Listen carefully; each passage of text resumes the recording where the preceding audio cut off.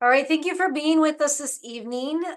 We are going to, I'll go through some information about where we are in our process, but at any point this evening, please feel free to send questions or comments in the chat, and I'll be taking a look at that as I host this panel with our Gibson Ek students who are here with us this evening.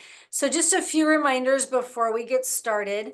I've got a team with me this evening. So Mina is a senior at Gibson Ek. Lars is a junior.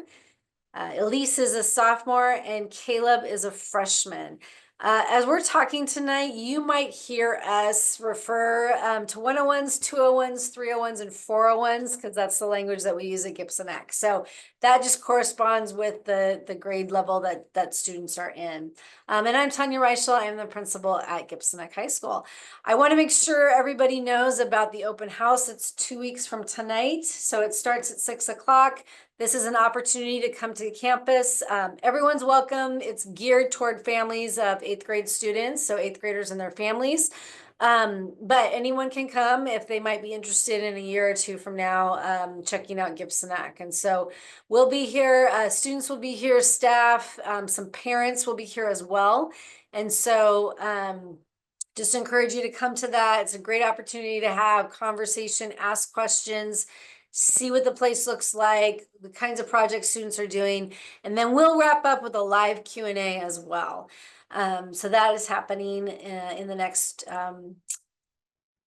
couple weeks. So we are right now, applications are open and they are coming in. So we encourage students and their families to take a look at them. This is a lottery system, so the application really just helps us get to know you. And then if you come to Gibson Ek, it's how we place you in advisories. And so that's why we have the application questions and of course, just collecting some basic information. But those are open now. We're doing information sessions this week. So last night was our overview night. The video of that, if you didn't catch it, is going to be posted on our website tomorrow. And then this Q&A session and then a Q&A session with parents is tomorrow night. And both of those videos will also be on the website. So you can go back and take a look at those later if you would like to. The open house is coming on the 5th, and then March 14th is when applications close. And so that's at midnight on a Friday. The following Monday, we do the lottery. So we have 60 places for students.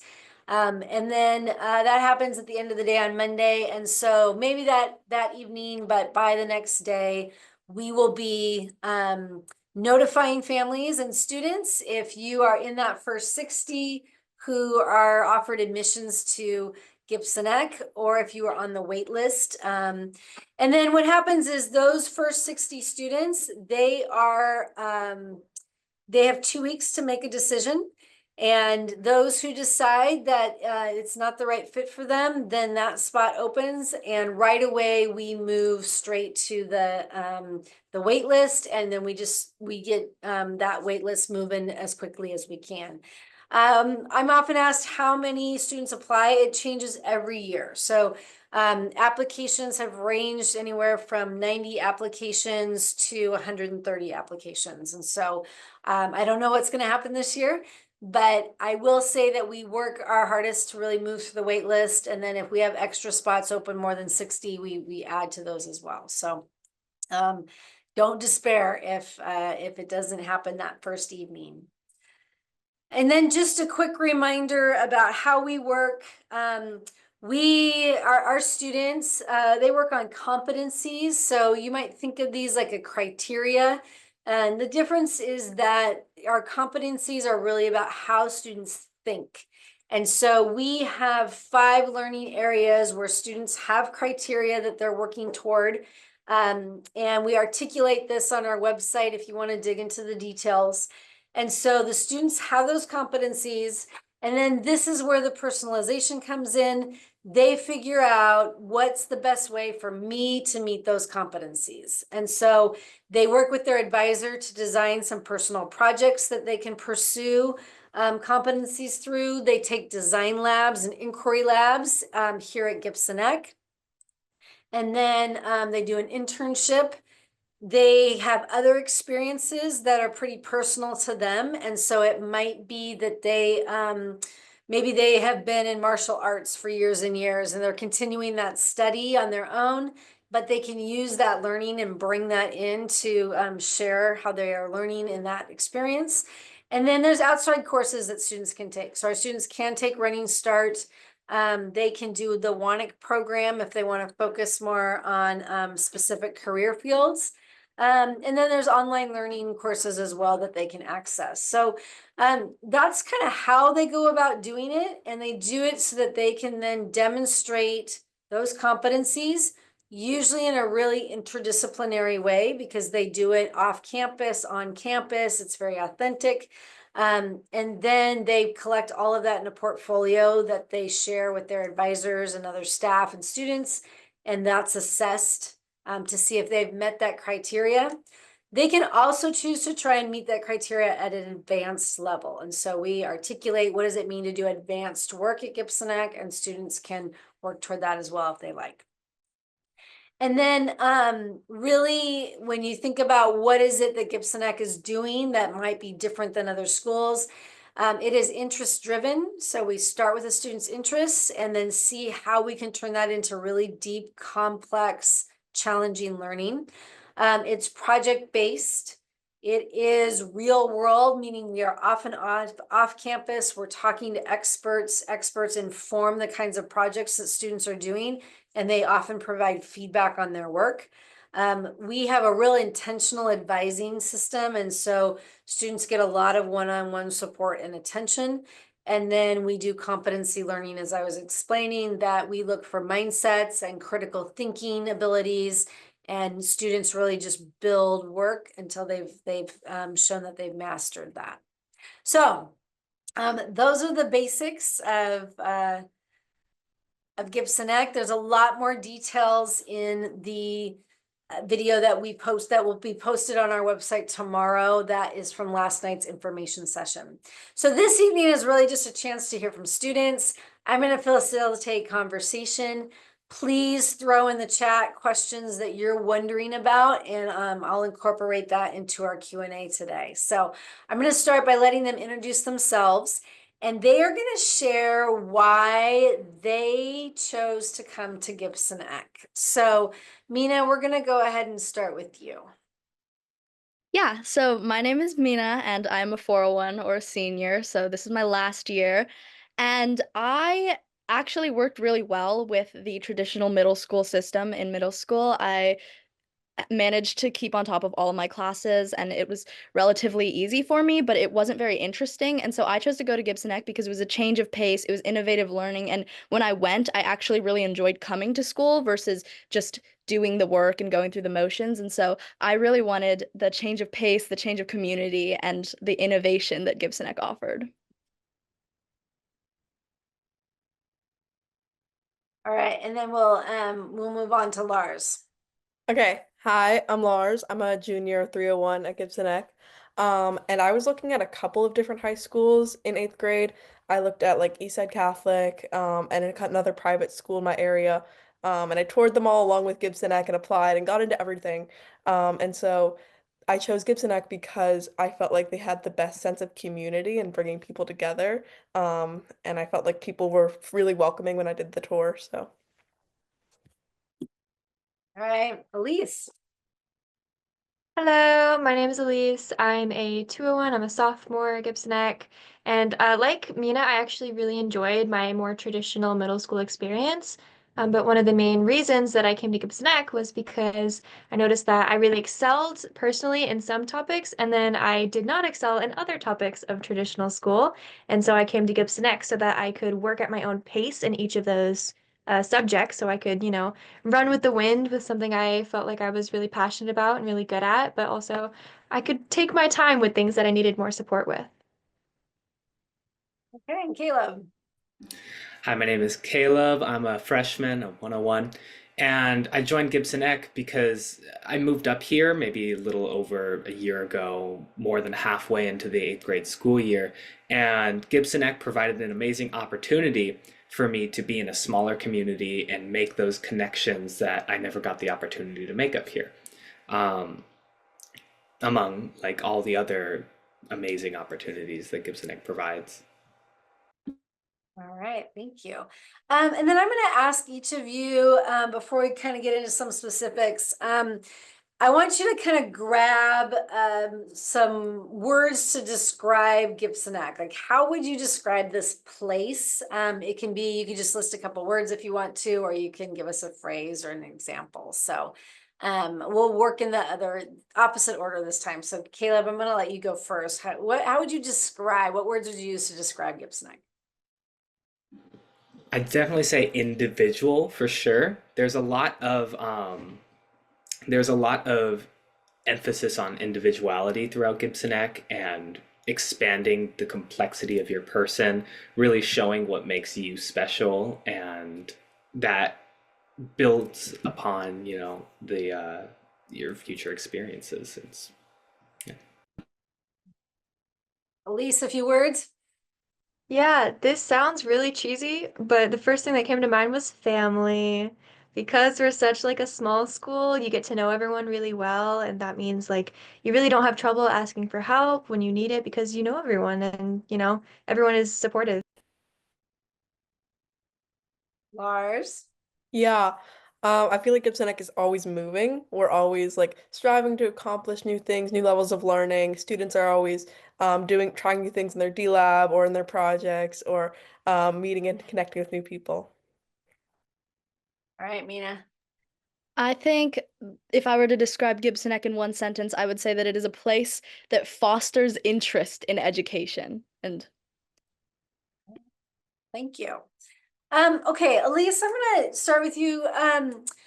So one of the things we talk about being interest driven. And so we talk about how we start with a student's interests and then we try to leverage that into really deep learning. So can you talk about some ways that you have taken an interest and you've turned it into something that's probably doesn't look like traditional school, but it does provide you this opportunity to do real learning and academic learning and just like a skill building learning as well. What's an interest that you've pursued?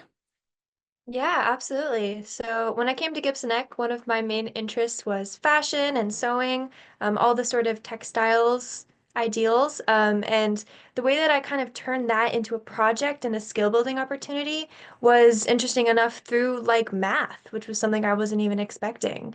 I was able to work with my advisor and take my interest in sewing and then learn how to create garments using like algebraic equations and like all these things that I wouldn't have expected to be a part of something that sounds so artistic. But that's one of my personal favorite things about Gibson Ek is that you can use your interests as a way to also explore those more technical and less artistic parts of traditional school. Uh-huh. And what do you have an area where you've really needed to do some learning, but you're not that interested in it? And how'd you go about doing that? Yeah, I would say that topic for me personally is like science experiments and labs and the really kind of technical steps of running a scientific experiment. That's something I was kind of never interested in, but the way I do accomplish that and explore that is through design labs because they're a little bit more structured. You have an advisor there working with you pretty closely and you have a little bit more direction. That helps me personally kind of stay on track and stay motivated in a subject that I'm not necessarily passionate about. All right, so you have a balance because you're designing independent and personal projects. And some of those projects, they're your interests, you're digging in, you're using that to do all kinds of things. And then sometimes those personal projects maybe aren't your first interest, but you find a way that you can do some of that work, or you take a lab so that you can have more direct guidance than doing some of that personal work on your own. Okay. Exactly. Um, Caleb, you are a freshman. So how are you, and you're still in this process, you've had one semester now of being here at Gibson Ek. How are you learning how to do a project? So that process has been Well, first of all, it can be very different depending on what advisor you have or what your initial approach is to what you want to be doing. But for me, my project has started by going through a few different phases. It came to me through an advisor who offered me like an opportunity to work with plants and work in the garden. And over time, through little bits of research and just figuring out what I wanted to be doing, it grew into my larger project overall. Then, once I had my larger project, I communicated with older students, with my advisor and other advisors, and figured out what I needed to do, what I wanted to go through. And from there, I just kind of did stuff. I explored and I had fun with what I wanted to be doing. Okay. Um, so one of the things that we look at is because people are doing personal projects, everyone's deadlines are a little different. So how do you establish goals for yourself and keep yourself motivated to continue to do work when the person sitting next to you has a different deadline than you do? Personally, for me, that would be not sitting on ideas for too long. If I have something that I think would be a good idea, or there's something that I need to be working towards, I don't sit and think about it for weeks on end. I will maybe set up a meeting with someone who could give me valuable information, or I establish something that I want to finish by a certain date, set those deadlines for myself, and those kind of keep me motivated towards what I'm doing. Lars, you're a third year student, so you've seen yourself really change and grow and how you do this. So can you compare when we're talking about project and personal project planning and how to stay on top of things? Can you share how you've grown over these 3 years? How were you as a first year student and how are you now as a third year student? Yeah, I think I was really overwhelmed with Gibson Ek at first, which can be a common experience for people who are translating into this new style of learning. And so I started off with kind of like whatever my advisor threw at me, and kind of like picked up any ideas she was giving me and I wasn't really sure what I was doing. And so my brain and my ideas and my organization were kind of all over the place. But once I started to get a sense of what I liked and what I didn't like, which was my personal goal for my freshman year, I was able to like hone in on what I really was passionate about, and that gave me so much more inspiration and like organization and project ideas kind of just followed after that. All right. Can you give some examples of maybe something you did your first year that you realized, yeah, I thought maybe this was my thing and it's really not. Yeah, I was working in the textile space my freshman year. I made an apron as my first project, and those my fellow students who know me, I don't do that kind of work anymore. My internship is at a lab with a scientist, and I do marine biology projects focused on empowering my community and solving sustainable solutions for that, which is like not at all similar to textile work. Very numbers oriented, science oriented. And so it's kind of an interesting to see how my schoolwork has changed from then to now. Right. And when you think about that change, because I think, that's, when you think about that first year, you were kind of like uncertain and unsure, and how do I do this? And you talk about your advisor throwing things at you, but really this is an advisor saying, okay, I want you to try to do this. And Mhm. so here's a way I'm going to help you, or I'm going to take you through this process, and we're just going to kind of figure out what's going to be your hook to really get you into some really deep learning experiences that are there. What are some ways that your advisor did that, and how has that relationship changed 2 years later? Yeah. Well, I came to my advisor on like the first week of school and she was like, "What do you want to do?" And I was like, "I have no idea." And I think people have this idea that if they come to Gibson Ek, they have to know right away what they're going to do and they have to already have the passion. And most students don't. I didn't. And um, I've been fortunate enough to find my passion through Gibson Ek, but not everyone does. I mean, people go through high school not really knowing what they want to do with their career, and Gibson Ek is no different, but I feel like there is a higher majority of people who do find it. And so my advisor with this was throwing these ideas at, like, for interests I had. She was throwing project ideas at me, and I was just trying everything. And what didn't stick were the projects, but like the skills I was learning in those projects. And so I stuck with the skills I liked from those projects and kind of put aside the ones I didn't. Maybe those are the challenging ones that I can come back to now that I have a good idea of what I'm good at and not good at. I think that's a really good point because a lot of that first year is learning how to learn and learning how do you do a project? What's the first step? And we use design thinking as a really general framework to kind of help students get a sense of how you might move through a process. And so then by the time you're more in your third and fourth year, you've made that process your own and you've applied it to the work that you're doing. So, Mina, can you kind of talk through your progression, kind of thinking about your first year, kind of some of those stumbles, or maybe they were like successful failures where you went in a direction and then realized you needed to go a different way, and then what you're doing now. Yeah, so I think that Gibson Ek is all about failing forwards or not labeling things as bad or good and kind of understanding that all of your work has value and can add to you as a person. When I was a freshman, I was doing a lot of the work I can see had the underlying values of the work that I'm doing now, but maybe it wasn't as aligned with the vision that I wanted to do, or maybe it wasn't as achievable or wasn't as large as the projects I'm doing. So I've always been really interested in sustainability and environmentalism, but when I first came to Gibson Ek, it kind of manifested itself again in textiles. I really love to knit and I love all things art, and so I was really interested in that, but ended up switching sort of to like lab science textiles. So I do a lot of natural dyes and things with the environment. But I think that really, and my advisor says this, who I love my advisor, and I think advisor connections make Gibson Ek and make people as wholes. Like I would not be anywhere I am without my advisor. But he always says that he makes the rules just so we can break them. And I think that that's a great way to encapsulate what Gibson Ek is about, is you come in with this model and you come in with all of these guidance and you follow them, but then you figure out what doesn't work for you and what does.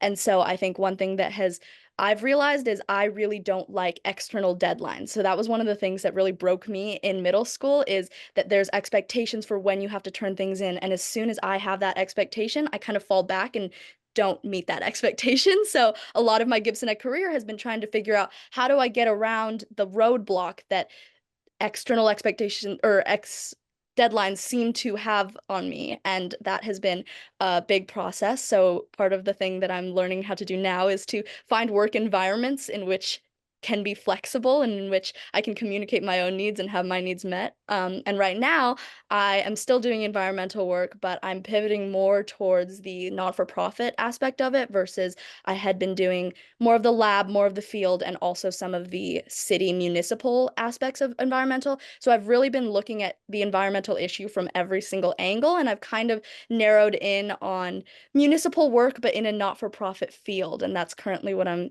trying to go for, is a environmental-esque not-for-profit. And that is the work that I'm trying to do. All right, thank you. I think that this idea of process is super important. That there's this nice thread here now that I didn't plan on with textiles, but I think Lars gave this great example of, I don't know what to do, I made an apron. And I think that we can have this sense of like, well, an apron, like really, like as a school. But this process of learning, like, okay, how do I get something done? How do I take initiative? How do I hold myself accountable to this work that I need to do? And that there's a lot of that kind of learning happening. And that textiles is often this pathway into science for so many students. There's this interest, and then it gets deep into a lot of the social issues around fast fashion and what's that does to the environment. We have students who are scaling patterns. There's a lot of algebra and geometry that Elise talked about. And so just this way in to then go deep, or like Lars to say, I don't like the textile stuff, but there's something here that's going to get me to this science stuff that's pretty fun that I see. And we are a balance. So we're going to get into both of these, that there is this time that is pretty personally driven, And then there's this time that is also pretty guided by mentors and by staff. So let's start with that personal time. So we are dedicated to deep exploration, to having space to try and to figure and to stay with something for a long time before moving on. And so our exploration time is where we really hold that. So there are different opportunities though during that time. So Caleb, could you talk about what are some of the different ways that you use that time where you have the opportunity to be anywhere you want to be on campus, pursuing this personal project that you've designed? How do you use your time during exploration? So I think there's, I mean, obviously going to be a lot of different ways that you can spend your time. You can utilize or personally, I sometimes will utilize the maker spaces. There's the science area, garden, textile space, just these areas of parts of the school with this equipment that you can utilize for whatever project or interest that you have. If you need certain equipment, like to do a woodworking project, we have the stuff for it, and you can go there and just use that. You don't need to buy anything, it doesn't cost any money, just spend that time to work on the things you want to work on. Assuming you don't need like these big pieces of equipment, you can also spend your time like studying, get some books.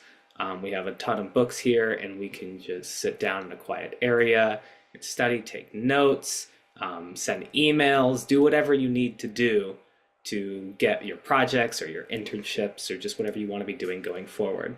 But it's not always just grinding all over and over. You don't always get burnout because you can also spend the time taking a little break if you need it. We have quiet spaces, we have areas where you can just sit down and rest. And whatever you don't get done during exploration, you're always going to have like other time in the day to do it. Maybe after school, maybe during your internship time. Exploration is just this freedom that you have to really explore what you want to be doing and have the resources to do it. All right. Will one of you share something that you think you were able to really dig into because you had this extended time to really pursue your personal learning?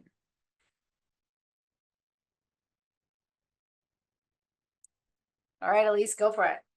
Yeah, so I'm gonna use textiles. Again, we love textiles. When I first started learning how to sew last year, I didn't have a sewing machine. I didn't have like any of the resources that you would need to kind of like get started in that area.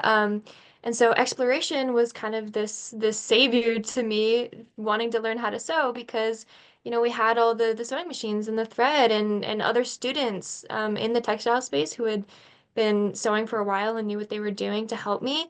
So for a while, my freshman year, I used exploration as this tool to really figure out if sewing was something I wanted to dive into, and I realized quickly it was. So I wouldn't have had the chance to do that without exploration because of, the physical requirements and the tools and the equipment that you need to explore certain topics that we have at Gibson Ek. All right. And I think we see that kind of all over. So we have, students who are in a space and they're really doing a ton with robotics. And then another group is doing a lot of work on some engineering. We've got a group working on building a CB radio. And so really doing a deep dive and studying of radio waves and those sorts of things. So the recording studio is going, people are making podcasts. So there's all this just stuff happening at the same time as people have a chance to really try some things out and maybe move on and maybe come back. So I want to get into, I've got a few questions in the chat. And so those of you who are listening, if you want to throw any questions in, you're welcome to. We're going to get to internships here in just a moment, but we do have a few questions about really thinking about kind of some of the other class opportunities. So there's a question about AP. Have any of you taken an AP course online? That's an option that you have. I don't know if anyone here has done that. So we don't teach an AP class on campus, but students can access our online learning. And so they can, and we've had students who do AP through those online learning classes. We do have students who do Running Start, and both Lars and Mina are doing Running Start right now. And then the WANIC courses too that some students are doing. And so they're taking some of that.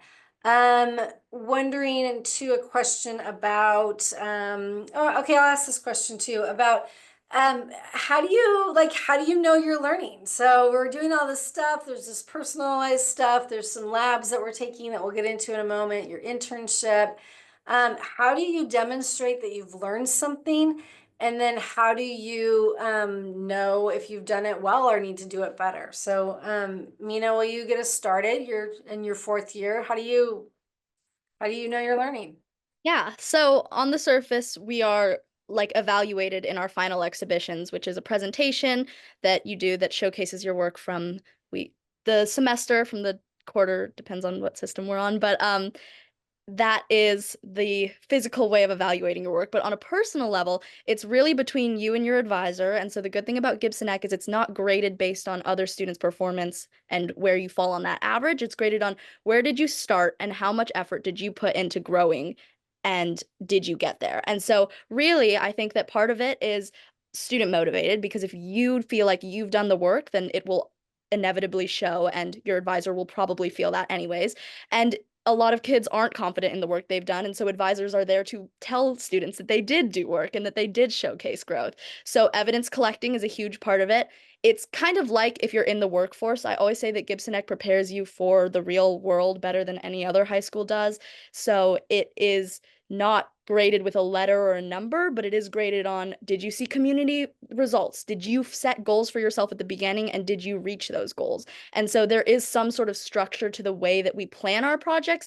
That way you can have measurable success. And so it depends on the project, depends on what area you're interested in, but I would say that usually the goal of Gibson Ek is to set your success criteria when you come in, and then figure out if you've reached there, if you've been working on reaching the goals, and it's really between you and your select group of people in your network.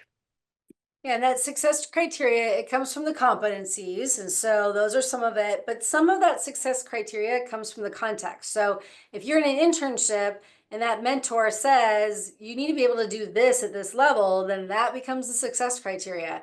And so, Lars, you're doing a pretty science heavy internship right now. Will you share that experience real quick and like how expectations of learning is set for you at your internship? Yeah, so right now I'm interning with NOAA, Northwest Fisheries Science Center in Montlake, Seattle. And NOAA is the National Oceanic and Atmospheric Administration under the Department of Commerce for the US government. And so kind of we do a lot of fisheries work. That's a lot of big words, but we do a lot of fishery management and stuff like that. And I got this internship in October, and it was a really big struggle to get this internship. I like sent multiple letters of interest, and Casey, our internship coordinator, is amazing. She was sending emails telling other people how great I was for like months and months and months. And it took a great deal to find my mentor, but he's amazing. And he is in the chemistry department at this science center working on fish ear bones. And so we dissect salmon, specifically Chinook salmon from the Columbia River, from any year between 1970 and 2023. So it's a really big data set, and we have to take pictures of these fish bones and measure the rings. They have rings like a tree. Measure these rings to see how much a fish is growing in certain years to kind of relate that back to sustainability issues. If a lot of fish are not growing in this one specific year, what's happening in the river? Are there some issues going on?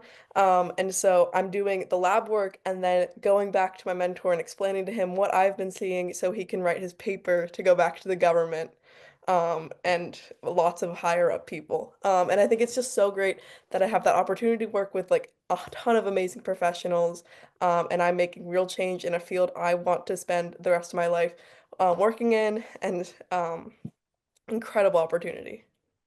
All right, and so yeah, so certainly you're meeting competencies. So when we have our empirical reasoning competencies that are really connected to the science standards that you would encounter in a traditional high school, there's no question, particularly in biology and ecology, you're meeting that criteria. Your knowledge is there. But what you're really having to do is the critical thinking that a scientist has to do. And you have to work and think like a scientist, and that's really the standard that we're looking for. And so your mentor's working with you and setting that criteria. Yeah, we're going a step above of what normal high schoolers would be doing in the lab. Okay.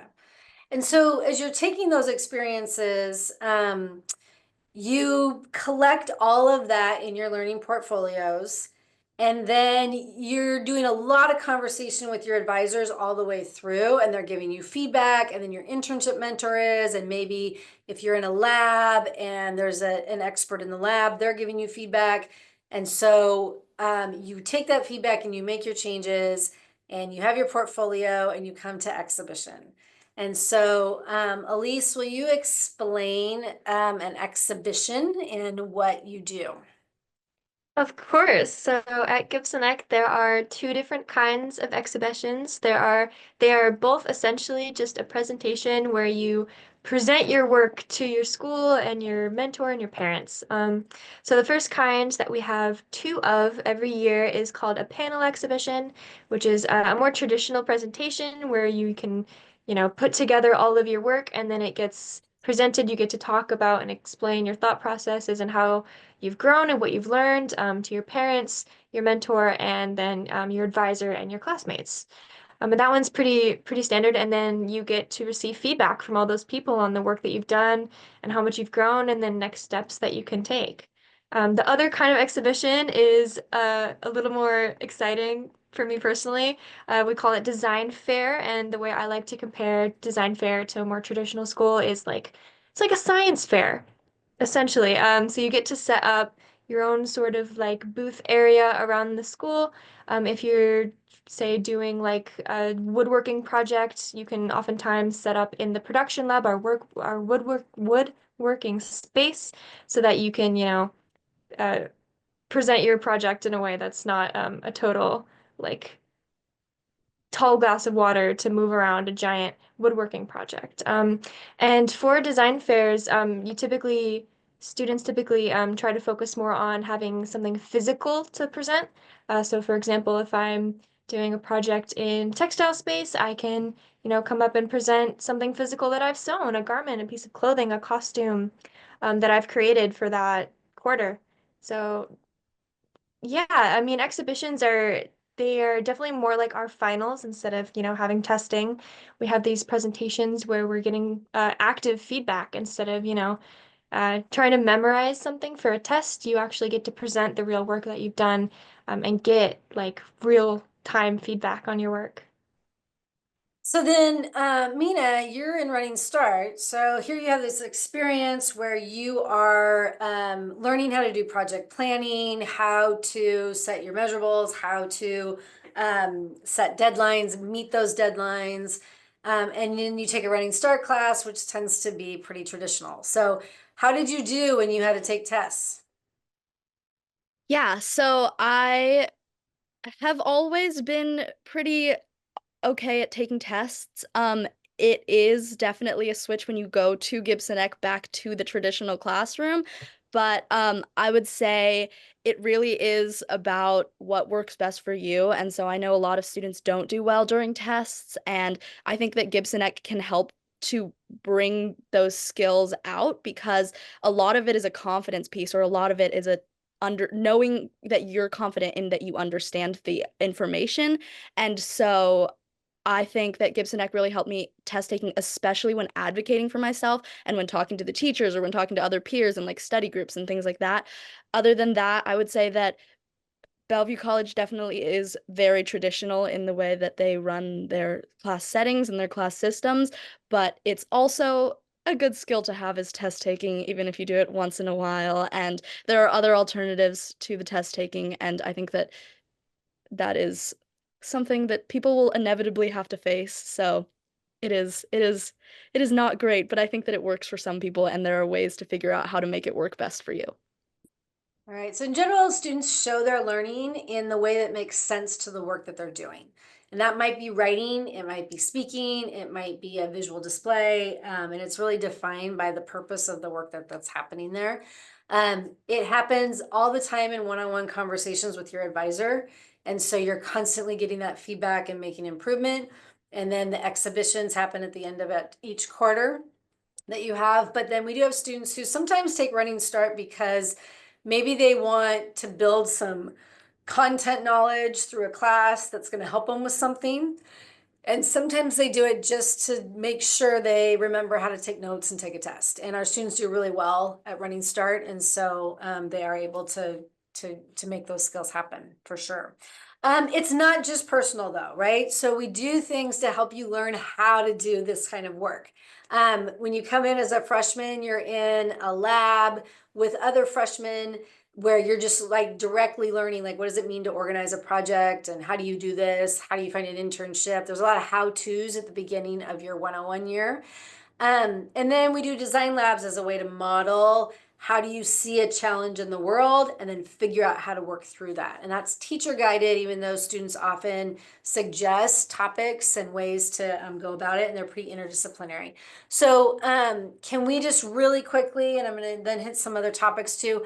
Let's see, take a look. Lars, give me one design lab that you've done that got you really thinking about something that maybe you wouldn't have thought of. Yeah, in my freshman year, I did a 101, or it was called 101 not because of the grade, because it was an introduction to film, and it was taught by a senior at the time, and I had always considered film like a little bit, but never like didn't know any of like how the behind the scenes work or how to make my own film, and I thought that was really cool, and it got me to use more art in my projects. So you had a real art-based one. And we do some that are maybe more engineering based, or maybe they're more, yeah, maybe they're art, maybe they're really social science based. There's like a social issue or an activism opportunity. And sometimes we mix, science and social studies and a lot of math with data sets and analysis, financial literacy, that sort of thing that we integrate into a lot of the work that happens. There's some questions about really kind of some of the high school stuff. So Elise, do we have dances at Gibson Ek? We do. There's so much fun. We actually have a dance coming up in a few weeks. They are led by our dance committee and funded by our ASB. So I think we have one every like few months. We typically have like 2 or 3 dances a year. And then of course we have prom for juniors and seniors at the end of every year. And they're great. Free food. Very good. All right.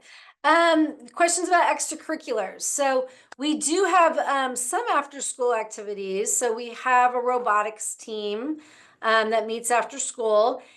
We have a D&D club and a magic club, and sometimes we've had an art club that meet after school. But often if a club or a student interest group is they have they want to do a club that has an academic component where there's some learning that can take place. They can do it during that exploration time. So we have film club, we have drama club, they're putting on a performance. So some of that happens during the school day, in part because our students live all over the district and it can be really tough to stick around after school. Just a note about transportation, because that comes up. We do have transportation. When we get our student roster every year, the transportation department takes a look at where people are, and then they have stops throughout the district and they bring buses to campus. We do not provide transportation for internships. So the buses still run on that day, so students can, if they need to, and we have a lot of students who do, especially freshmen and sophomores, they'll take the bus to school on a Tuesday, Thursday morning. They will then walk to their internship, and then they will come back when the buses come, and they'll head home on that bus. So we have some students do that. A lot of students get on Metro. It's free for students, and so we have a lot of students riding Metro, and then their own transportation or their parents as well. So that's some transportation that we have. We get questions about band experiences and orchestra. We don't have those. We only have 200 students, so we wouldn't really be able to bring together enough students with musical talent to do that.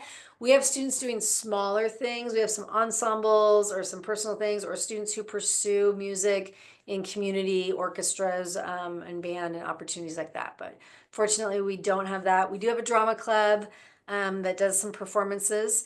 And then sports, we also don't have. We don't have enough students to put teams together, but students, because sports happen after school, then students can return to their boundary area high school and participate in sports.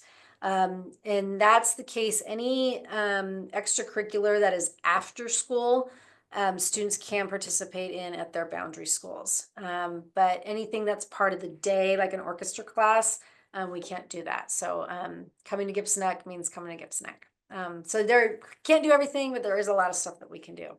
I do want to, languages. Anyone taking Spanish? No. Okay. Elise, how do you do Spanish at Gibson Ek? Yeah. So one of our wonderful advisors, Steven, he teaches Spanish at Gibson Ek. Spanish is the only language, unfortunately, where you can take an actual class at Gibson Ek, although you also have an option to study independently, and there's a few different ways you can do that. But typically, Spanish happens for the last 40 minutes of exploration on Mondays, Wednesdays, and Fridays. And that usually it's the 2-year credit, I believe. And that's kind of our only on-campus Spanish route, but you can also study independently. You can take the final literacy test if you are fluent in another language, I believe. But we do have lots of different ways you can study independently if you don't want to take a class during exploration. There are other ways you can get those credits.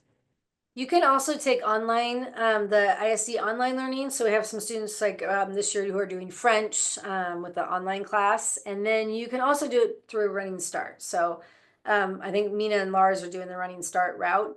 And so they're doing, Mina, which language are you doing? Spanish. Okay, and Lars? ASL. ASL, okay. And so those are the options. Language is not a graduation requirement, but most four-year colleges like to see 2 years of it. And so that's how students access that for college applications. All right, I want to talk a moment about college.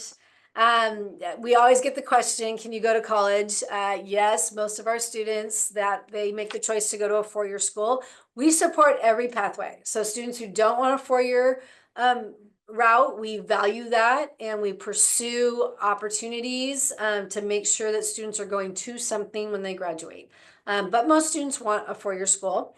And it can be they can apply to any of the 4-year schools. And we have students who go in-state, out-of-state, public, private, international, highly competitive, specialized, and that happens. So Mina is our senior. Will you just give us what was the experience like applying for college when you don't have any grades? Yeah, and so I think there's a lot of buzz around how it's really hard and it's really daunting, and I do think that there's less guidance, but I don't think that it's harder than any other average application. There is some schools that are unfortunately a little bit prejudiced against our transcript, but I always have the ideology that I don't want to go there if they don't want me. So that is but that's not a lot of schools. A lot of top schools will take our transcript. I would say we have a college counselor. We only have one, so it is good to get to know him beforehand and to understand like what your goals are for college or what kind of college you do want to go to.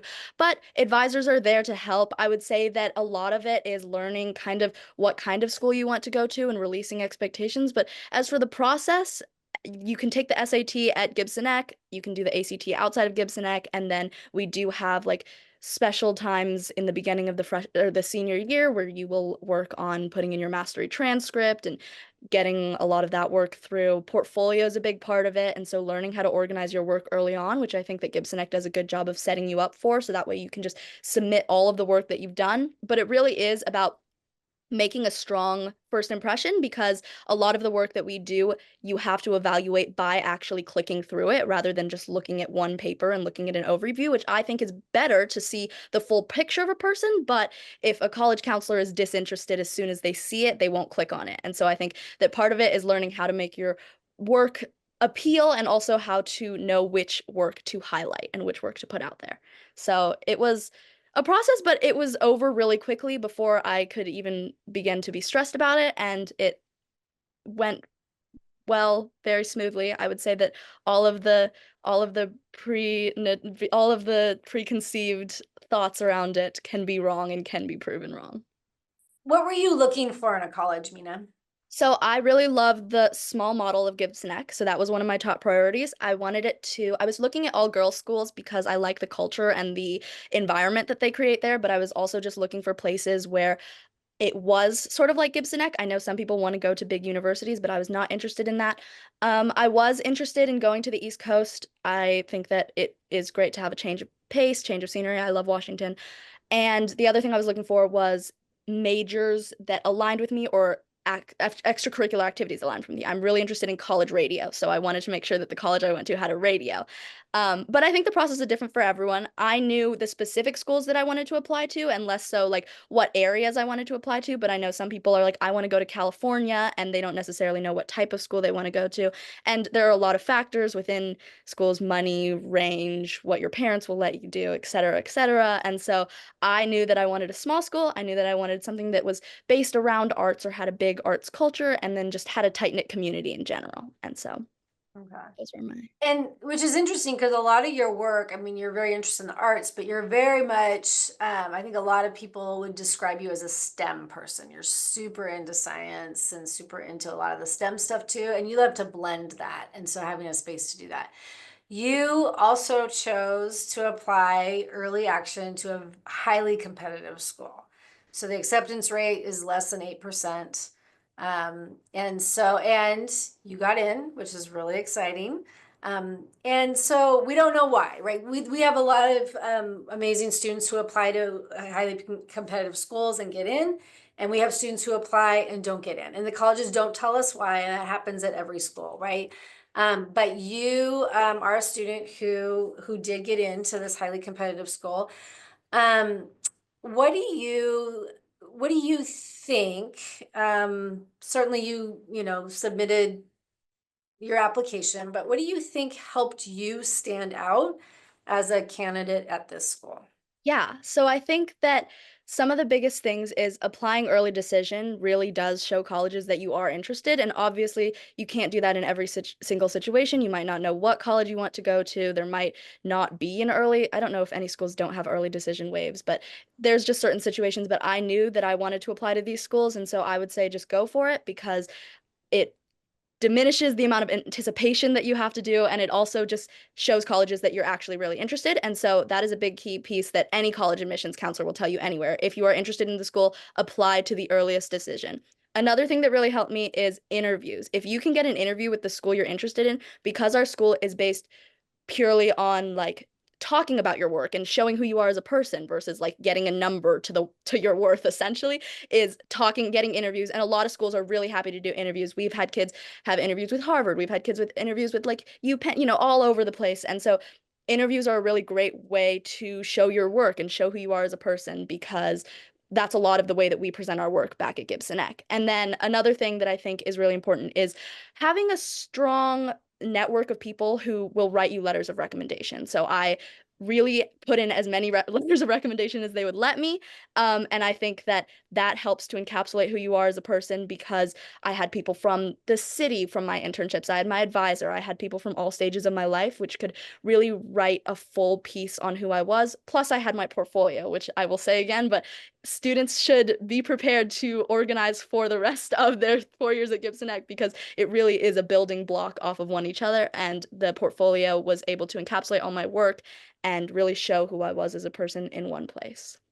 So a lot of what you did is all the stuff you do in exhibition that builds, and that really became then your college application process, that sharing of that portfolio, and then having those internship mentors who could speak to your work in a way that was pretty unique. So that's how you helped yourself stand apart, would you say? Yeah, I think so. Okay. All right, the one last thing we'll touch on. We have this one component that's pretty traditional in our school, and that is math. So we do quantitative reasoning where we really ask students to actually think numerically, solve problems with numbers, do this in scenarios of, whether that is really understanding statistics or manipulated information or financial literacy. But we do traditional math classes, Algebra 1, Geometry, Algebra 2. We do them online in a self-paced manner with the support of a math teacher and tutors. And so you're working at your pace, and then there's someone who's there who can hop in as you're stuck, or if you want a direct explanation of how things work. And for sure, I mean, I think probably, especially because students are looking not for the traditional approach, and then this place we have it. It's a place where we have some students who have to work really hard to make it work, and other students like Elise here who loves that process. So Elise, I'll let you speak to give me one, sentence on why you like the self-paced model. Yes, in the beginning of our time here, I explained that one of the main reasons I came to Gibson Ek was because I can move at my own pace, whether it be super fast or taking my time with the things that I need to. And the self-paced math is just so incredibly helpful because it allows you to live to your fullest potential, and because we have some students who are totally okay with working independently in Alex and on their math. That means that students who need a little bit more direction have that help from other students and from advisors who are, specialized in that math class. And so being able to work at your own pace, slow or fast, is an incredible opportunity to just grow at your own pace with no pressure of trying to keep up with a whole class everyone is working differently. And it's so helpful. All right. And then somebody who Alex, online math was hard for you. Will you just share what were the strategies you used to do the hard work? Did you all do fine with math? I mean, I'm struggling with it right now. Okay, go for it. I was taking two PC classes last quarter and then two this quarter. And some of that ran into my math time, and so I fell behind on where I should be in my math percentage, which is kind of how Alex tells you how much you've done this year. And so the strategy I'm approaching that at is to put a little bit less hours into my projects, a little bit more time into my math, and to get peer help because I have amazing classmates who've done this math before, who are willing to dedicate like 15-30 minutes a day to helping me with a math problem. Really helps me fast track some learning I'm a little behind on. Okay, so you use peers more than staff. Yeah. Okay, all right. All right, so that support is there, and I would say that's kind of the case in a lot of things. Students are going to struggle, and that's part of what is really important, is figuring out how to work through the discomfort of not knowing what to do or how to do it, or if you're doing well, how to take ownership of that, how to own what doesn't go well, and to keep moving to the next place. And there's space and time to do that. And that sharing, that's a lot of exhibitions as well, is just sharing like this isn't what's going well. And that there's space for students to learn. And so when you come to the end, knowing how to really take ownership of learning, and of pursuing and of knowing what it is that you want to do and how to get there, which becomes really important. All right, we're going to close on one last thing. There's a great question about what surprised you about Gibson Ek. So will you just one sentence, what has surprised you in a great way, or you can change it to your favorite thing about Gibson Ek. So we'll close with that. All right, Mina, you get to go first. You've been there the longest. Okay, what surprised me about Gibson Ek? Oh my gosh, so many things. I didn't think I would love it this much. I absolutely love Gibson Ek. It's been the best experience of my entire life. I am gonna be honest, I had to hold out. My first week, I was ready to leave. I was so ready to leave, and I was not having fun. And then it just really clicked, and it just worked for me. I would say what surprised me the most is probably how close I got with a lot of the staff. I didn't expect my advisor to be such an important part of my life, but now, even not even academic, just personally, I feel like our relationship has really been something that has carried me through these 4 years. So I think connection, community, like you might look at all these people and be like, wow, they're so weird, or they're so cool, they're so scary. Lots of different, words come into your mind. But what I would say is release all expectations, and it is a great community. Like everyone fits in, everyone finds their place, even if it might not be where you expect it to be. Yeah. Lars, what surprised you, or what's your favorite thing? Yeah. What I found it most helpful through my experience is setting like 1 or 2 word personal goals for the year. So like my goal for my freshman year was to just like try as many things as possible. And then a sophomore year I set a new goal. And this year I have a new goal. And my goal right now is data analysis, focusing my projects and my learning on that specifically because it's something I struggle with. Um, and I think that's really helpful in like following through on what you want to do. Like for freshman year, I knew that all the expectations kind of like as long as they were following with I was trying something new, then I felt good about the work I was doing and the effort I was putting in. And the same can fall for my sophomore, junior, and senior year. All right, Elise. When I first came to Gibson Ek, I was most surprised by how quickly I turned into someone who kind of looked for leadership opportunities, and especially like things like this, engaging in the community and being able to represent, a part of Gibson Ek was something I'd never expected I would want to do. But being in the Gibson Ek community, it made me want to be like, yeah, come to Gibson Ek. It's so much fun. I want to share this amazing experience with as many people as I can. All right, and Caleb. I'd say the biggest thing that surprised me is just how many people there are that are knowledgeable about just the biggest variety of things. And there's always going to be people who are there to give their full support to you.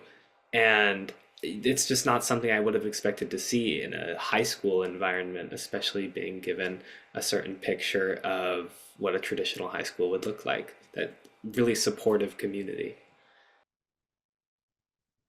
All right. Thank you, everybody. If you would like to hear the parent perspective, we'll be doing this again tomorrow evening. And again, we will post these videos online so you can take a look at them as you have time. But would love to see you at the open house on February 5th. Applications are open now, and you are welcome to reach out to me individually with any questions that you have, and I'm happy to answer any specifics. So thank you for joining us this evening.